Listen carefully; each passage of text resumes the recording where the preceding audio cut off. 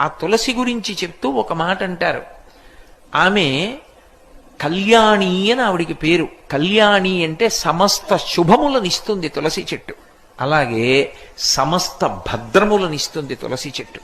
అందుకే ఇప్పటికీ ప్రాణోత్క్రమణం అయిపోతోంది, ఆయనంతా ఆయన తులసి కోట దగ్గరికి వెళ్ళకపోతే కనీసం తులసి నీళ్లు పొయ్యండి అని తులసి నీళ్లు పోస్తారు. ఇంకొక నీళ్లు పొయ్యరు, తులసి నీళ్లు పోస్తారు.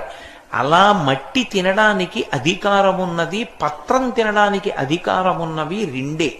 ఒకటి తులసి, రెండు మారేడు. అసలు నేను సరిగ్గా క్రమంలో చెప్పాలంటే ముందు మారేడు, వెనక తులసి. అంత గొప్పది తులసి చెట్టు.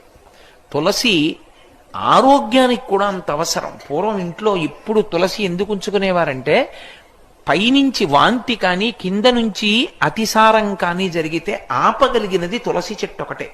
వెంటనే తులసి వేసేవారు.